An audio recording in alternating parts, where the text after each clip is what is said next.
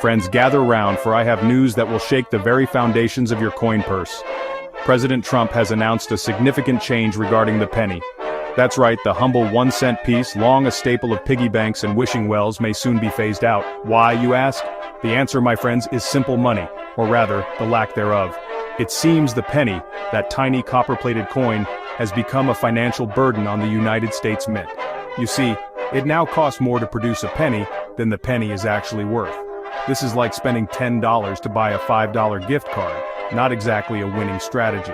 And so, with a stroke of his pen, Trump has ordered a halt to penny production. Now I know what you're thinking. Surely this is just another one of those ideas that might not work out. And you might be right.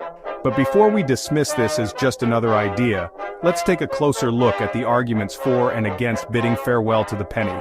After all, even a broken clock is right twice a day, and even this idea might have some merit. Emphasis on might.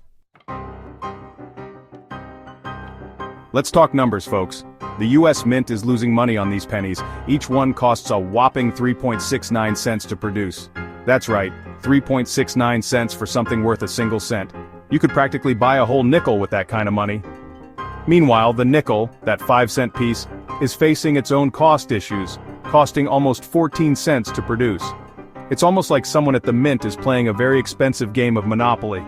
And here's where things get even more complicated. You see, changing the nation's currency isn't as simple as it might seem. It usually requires congressional approval. However, there is an argument that the Treasury Secretary has the power to make this decision without Congress's approval. This has sparked a legal debate. On one side, we have those who believe that only Congress has the power to decide the fate of the penny.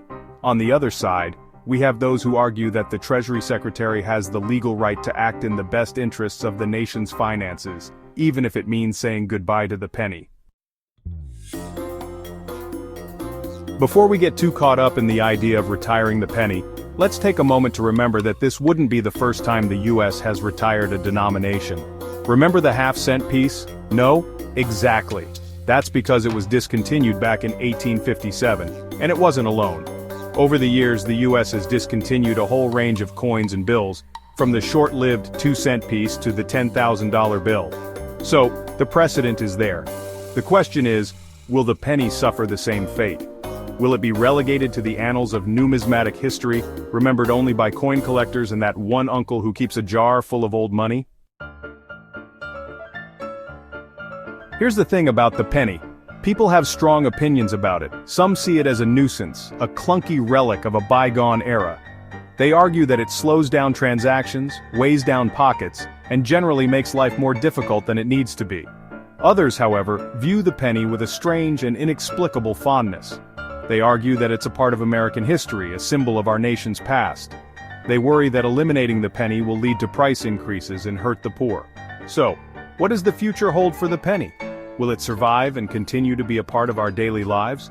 Or will it become a distant memory, a cautionary tale whispered among coins? Only time will tell. But one thing is for sure, the debate over the penny is far from over.